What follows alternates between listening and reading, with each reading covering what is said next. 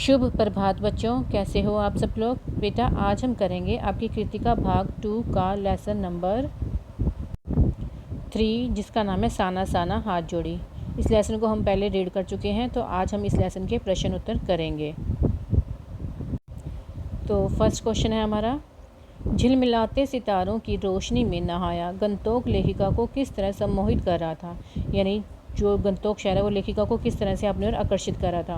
देखो, जो गंतोक शहर था वो बहुत ज़्यादा खूबसूरत था, तो उसकी खूबसूरती को देखकर जो लेखिका थी उसमें खो गई थी, और उसको ऐसा लग रहा था जैसे वो बाहर और अंदर से क्या हो गया है, उसका सब कुछ क्या हो गया है, शून्य हो गया है। और उसे ऐसा भी प्रतीत हो रहा था जैसे वो इंद्रियों से दूर एक रोशनी भरे संसार में आ गई है। उसे अपने आसपास कुछ भी महसूस नहीं हो रहा था, क्योंकि वो जो शहर था बहुत ज़्यादा खूबसूरत था। तो उसकी खूबसूरती में लेखिका जो थी वो खो गई थी, और उसे कुछ भी नज़र नहीं आ रहा था उस शहर की खूबसूरती के अतिरिक्त। नेक्स्ट है हमारा क्वेश्चन, गंतोक को मेहनतकश बादशाहों का शहर क्यों कहा गया है। अब देखो, जो गंतोक है उसे मेहनतकश बादशाहों का शहर इसलिए कहा गया है क्योंकि वहाँ पर जो स्त्री होती हैं, पुरुष होते हैं, बच्चे होते हैं, वो सभी क्या थे, मेहनत करते थे। जो स्त्रियाँ होती थी वो छोटे छोटे बच्चों को अपने पेट पर लाद कर काम करती थी, और कुछ बच्चे जो स्कूल में जाते थे तो स्कूल से जब वापस आते थे तो वो आकर भी अपने माता पिता का हाथ बटाते थे, मवेशियों को चराने के लिए जाते थे, या फिर लकड़ी के गट्ठों को इकट्ठा करते थे। तो पहाड़ी क्षेत्र होने के कारण वहाँ पे जो सभी कार्य थे वो कड़ी मेहनत से पूरे होते थे। यानी वहाँ पे जो लोग थे वो बहुत ही ज़्यादा क्या थे, मेहनती थे।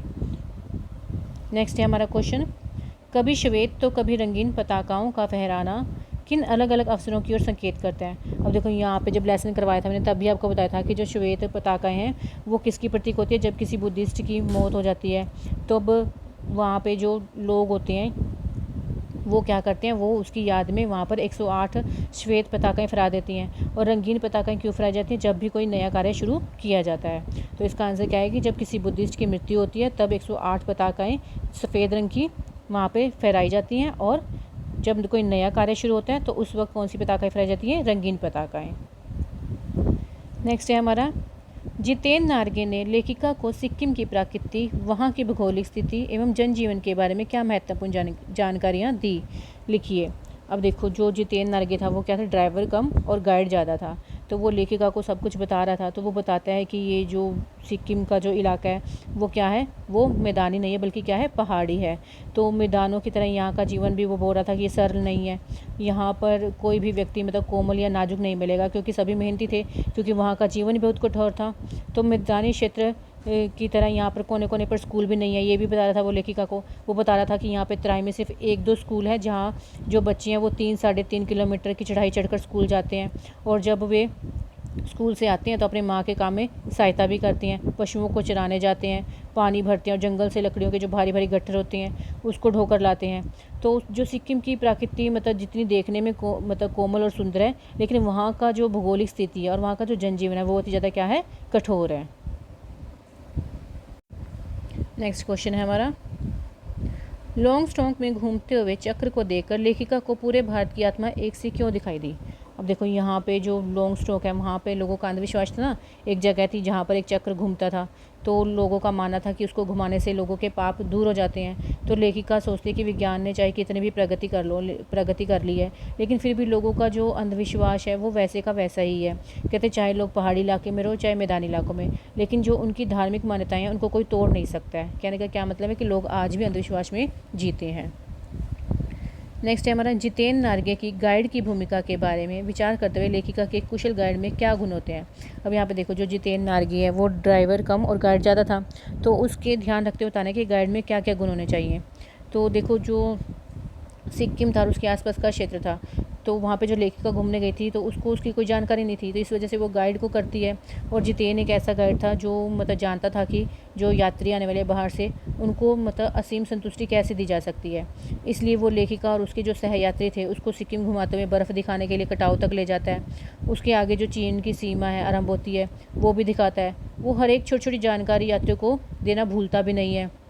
जब यात्रियों की थक जाते हैं तो उनकी थकान उतारने और उनके मन को बहलाने के लिए वहाँ पर संगीत का सामान भी वो रखता है, ताकि जो यात्री हैं यानी जो उनके जो आए हुए हैं बाहर से यात्री, उनकी जो थकान है वो भी उतर जाए और उनका मनोरंजन भी हो जाए। तो एक गाइड के लिए एक मतलब आवश्यक गुण क्या है कि उसे अपने जो पूरा क्षेत्र है उसकी पूरी जानकारी होनी चाहिए। जैसे जितेन को थी, जितेन रास्ते में आने वाले हर एक छोटे छोटे पवित्र स्थानों के बारे में, जिनके प्रति लोगों की श्रद्धा भी थी, उसके बारे में बहुत विस्तार से बता रहा था। तो एक कुशल गाइड को मतलब यात्रा के दौरान मतलब इतना अपने जो उनके सहयात्री हैं उनको प्रसन्न आना चाहिए। तो उसके जो आसपास का जो सुनसान वातावरण है वो भी खुशनुमा मतलब बनाना आना चाहिए गाइड को। तो एक तरह से जो जितेन था वो उसमें कुशल गाइड के सारे गुण थे, तो वही सारे गुण एक कुशल गाइड में होने चाहिए। नेक्स्ट है हमारा, इस यात्रा वृत्तांत में लेखिका ने हिमालय के जिन जिन रूपों का चित्र खींचा उन्हें अपने शब्दों में लिखे।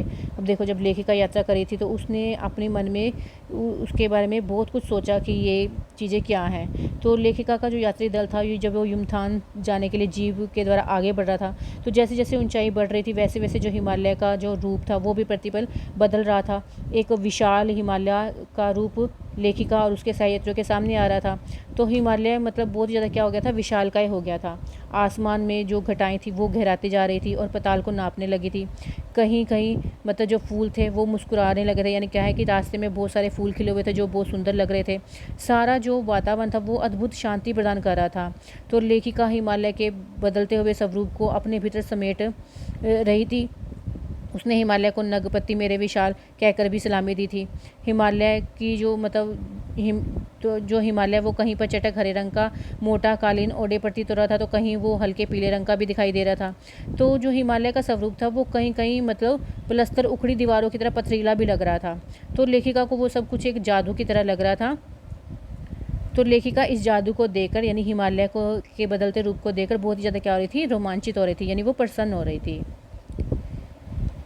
प्रकृति के उस अनंत और विराट स्वरूप को देखकर लेखिका को कैसी अनुभूति होती है। अब देखो, वो तो खुशी होती है जब लेखिका प्रकृति के अनंत और विराट स्वरूप को देखती है, तो उसको ऐसा लगता है जैसे वो कोई अभिशप्त राजकुमारी है और वो क्या करती है, अपने पैरों को जल में डुबोकर बैठ जाती है और उसको ऐसा लगता है जैसे उसकी जो आत्मा है अंदर तक भीग कर सत्य और सौंदर्य का अनुभव मतलब उसको होने लगता है।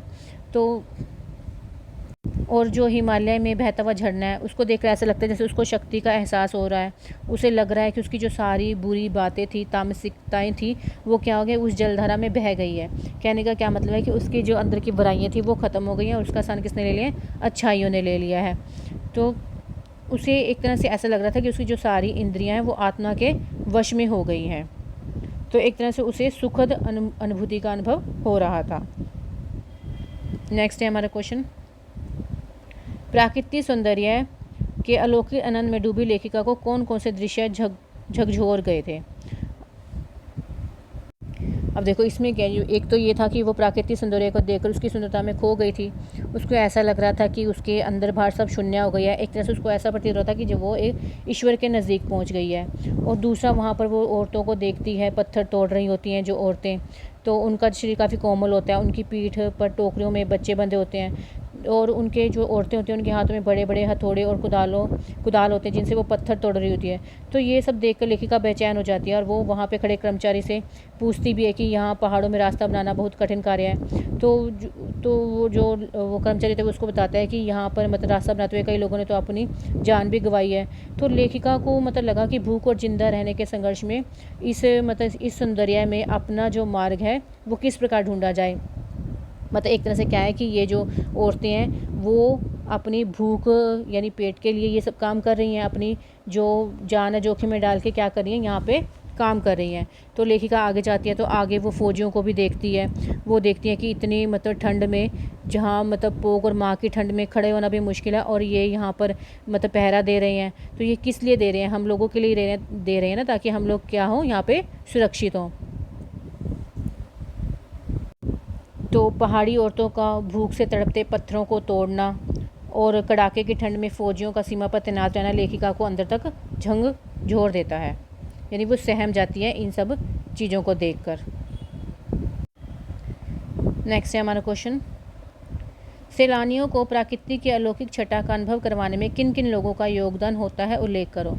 अब देखो जो सैलानियों को यानी जो बाहर से आते यात्री उनको मतलब यहाँ की सुंदरता का अनुभव कराने में किस किस का योगदान होता है। एक तो जो पर्यटन स्थलों पर उपलब्ध सुविधाएं होती हैं, वहाँ पे जो गाइड होते हैं, वहाँ पे आने जाने का जो रास्ता होता है, इनका तो मतलब योगदान होता ही होता है। साथ में वहाँ के जो लोग होते हैं और वहाँ के जो सरकारी रख रखाव मतलब जो चीज़ें होती हैं उनका रख रखाव जो करते हैं उनका भी महत्वपूर्ण योगदान होता है। तो क्या आएगा इसका आंसर? पर्यटन स्थलों पर उपलब्ध सुविधाओं, स्थानीय गाइड का और वहाँ पे रहने वाले लोगों का, और सरकार द्वारा रखी गई जो भी रख रखाव के लिए जो भी काम किया जाता है उन सब का सहयोग होता है सैलानियों को प्राकृतिक की अलौकिक छटा का अनुभव करवाने में। कितना कम लेकर ये समाज को कितना अधिक वापस लौटा देती हैं, इस कथन के आधार पर स्पष्ट करें कि आम जनता को देश की आर्थिक प्रगति में क्या भूमिका है। अब देखो जो देश की आर्थिक प्रगति है उसमें आम जनता का महत्वपूर्ण सहयोग होता है, क्योंकि जो देश के महत्वपूर्ण संस्थानों के निर्माण में जो आम जनता सहयोग करती है, वहाँ पर पत्थर तोड़ने से लेकर पत्थर जोड़ने तक का कार्य कौन करती है? आम जनता ही करती है। और इस काम को करने में वो अपनी पूरी शक्ति लगा देती हैं, लेकिन बदले में उनको क्या मिलता है? बहुत कम पैसे मिलते हैं। जो बड़े बड़े धनवान लोग होते हैं वो उन्हें धनवान बनाने में इन लोगों का ही सहयोग होता है, क्योंकि सड़कों को चौड़ा बनाने का कार्य है, बांध बनाने का कार्य है और बड़ी बड़ी फैक्ट्री बनाने के कार्य है, ये किसके द्वारा होते हैं? आम जनता द्वारा ही होते हैं। वो अपना खून पसीना एक कर देती हैं इन चीज़ों को बनाने में। सड़कों के निर्माण से यातायात का आवागमन सुगम हो जाता है और तैयार माल और कच्चा माल एक स्थान से दूसरे स्थान तक भी सरलता से पहुँचाते हैं। तो इससे देश की क्या होती है? आर्थिक प्रगति होती है। जब बांधों के निर्माण से बिजली का उत्पादन भी किया जाता है और फसलों को उचित सिंचाई के साधन भी उपलब्ध कराए जाते हैं, तो इन सब कार्यों को करने में किसका सहयोग होता है? आम जनता का ही होता है। आम जनता ये सब कार्य करती है, लेकिन बदले में उनको क्या मिलता है? बहुत ही कम पैसे मिलते हैं, जिससे वो अपना गुजारा करते हैं। तो देश की प्रगति में इन लोगों की जो भूमिका है वो बहुत ही ज़्यादा है। आज की पीढ़ी द्वारा प्रकृति के साथ किस तरह का खिलवाड़ किया जा रहा है, इसे रोकने में आपकी क्या भूमिका होनी चाहिए?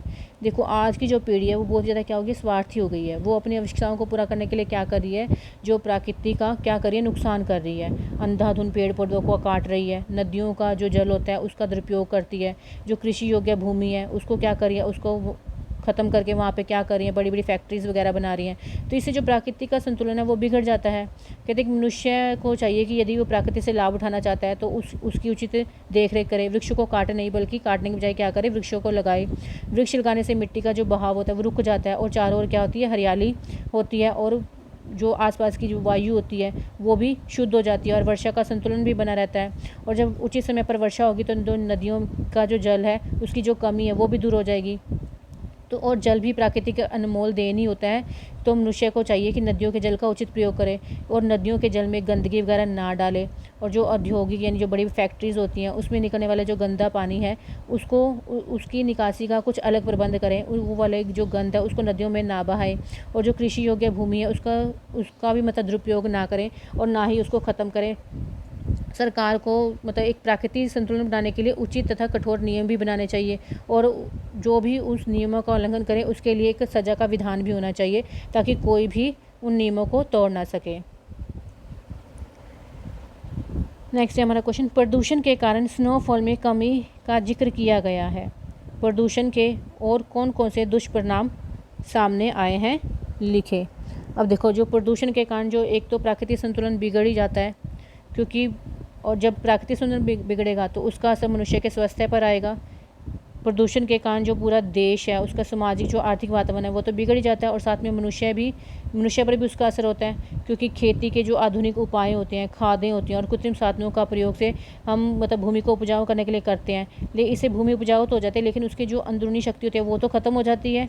बीज और खाद के दूषित होने के कारण जो फसलें होती हैं वो भी ख़राब हो जाती हैं, जिससे मनुष्य के स्वास्थ्य पर बुरा प्रभाव पड़ता है। वायु प्रदूषण, जल प्रदूषण और ध्वनि प्रदूषण से मिलकर मनुष्य और प्रकृति को क्या बना दिया है? एक तरह से क्या बना दिया? एक तरह से अपाहिज ही बना दिया है, क्योंकि जब वायु प्रदूषण होगा तो सांस लेने में प्रॉब्लम होगी, क्योंकि स्वच्छ वायु की तो कमी हो जाएगी जब वायु प्रदूषण होगा। और जो अस्वच्छ वायु होगी वो मनुष्य के अंदर जाएगी, जिससे मनुष्य को फेफड़ों संबंधी कई बीमारियां भी लगेंगी। इसी तरह जो ध्वनि प्रदूषण होता है उससे मनुष्य में बहरेपन की समस्या आती है। इससे मानव का स्वभाव भी थोड़ा चिड़चिड़ा हो जाता है। और प्रदूषण की इस समस्या से निपटने के लिए जो युवा पीढ़ी है उसको जागरूक होना चाहिए।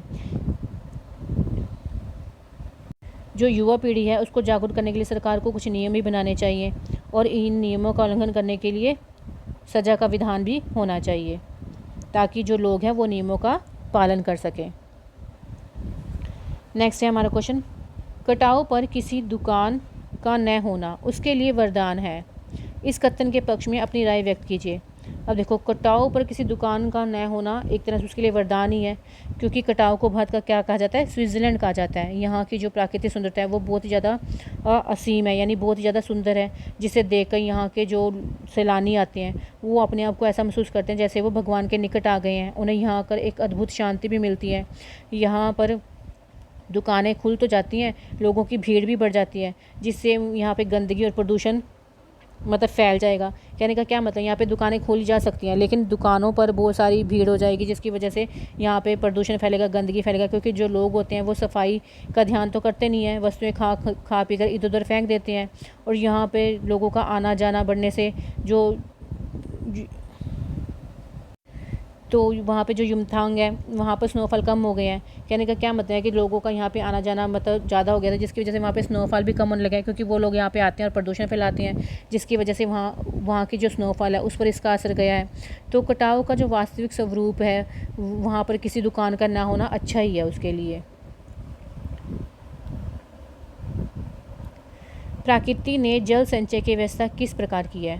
अब देखो, यानी प्रकृति जो है उसने जल को किस तरह से इकट्ठा किया है। तो उसने क्या किया, सर्दियों में वह बर्फ़ के रूप में क्या हो जाती है, जल को इकट्ठा करती है, वो बर्फ़ के रूप में जम जाता है। और गर्मियों में जब लोग पानी के लिए तरसते हैं तो वो जो बर्फ़ होती है वो उसकी जो शिराएँ होती हैं वो पिघल कर जल बन जाती है। तो इस तरह से जो प्रकृति है उसने जल का संचय किया हुआ है। सर्दियों में वो क्या होती है कि बर्फ़ के रूप में जम जाती है, और गर्मियों में वही बर्फ़ पिघल जाती है और लोगों को प्यास बुझाती है। नेक्स्ट है हमारा, देश की सीमा पर बैठे फौजी किस तरह की कठिनाइयों से जूझते हैं, उनके प्रति हमारा क्या उत्तरदायित्व होना चाहिए।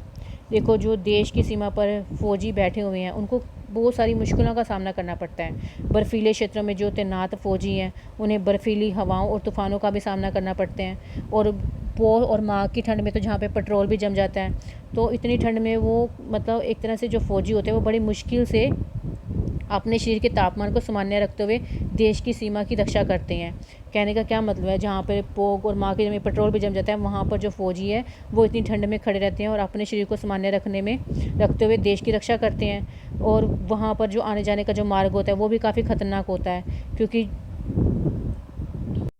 उन खतरनाक रास्तों पर गुजरने पर जान जाने का भी खतरा बना रहता है। और ऐसे रास्तों पर जो फौजी होते हैं वो अपने जीवन की परवाह किए बगैर वहाँ पर क्या करते हैं, पहरा देते हैं, ताकि हमारा जो देश है वो सुरक्षित रहे। तो देश की सीमा की रक्षा करने वाले जो फौजियों के प्रति जो आम नागरिक का कर्तव्य बन जाता है कि वो उनके परिवार के लिए खुशहाली के लिए प्रयत्नशील हो, जिससे वे लोग बेफिक्र होकर सीमा पर मजबूती से अपना फ़र्ज निभा सकें। और समय समय पर उनका साहस बढ़ाने के लिए हमें कुछ कार्यक्रमों का भी प्रबंध करना चाहिए, ताकि उनका जो उत्साह है वो बढ़ा रहे और लोगों में देश की संपत्ति की रक्षा करने के लिए प्रेरित करना चाहिए। कहने का क्या मतलब है कि लोगों को भी मतलब जो देश की संपत्ति है उसको नुकसान बचाने की बजाय उसकी रक्षा करने के लिए प्रेरित भी करना चाहिए। तो इसके अतिरिक्त हमें जो देश के अंदर जो शांति व्यवस्था और धार्मिक जो सौहार्द है उसको भी बनाए रखने में अपना योगदान देना चाहिए। और फौजियों से तो हमें अनुशासन और विपरीत परिस्थितियों से न घबराने की भी सीख ले सकते हैं। कहने का क्या मतलब होता है कि जो फौजी हैं वो एक अनुशासन में जीवन जीते हैं, तो हमें उनसे प्रेरणा लेकर हमें भी अनुशासित जीवन जीना चाहिए और परिस्थितियों से घबराना नहीं चाहिए। तो बेटा, जो हमारे क्वेश्चन थे वो अब ख़त्म हो गए हैं। तो अब इन क्वेश्चनों को आपने अच्छे से पढ़ना है और याद भी करना है। तो आज के लिए इतना ही। ओके बेटा।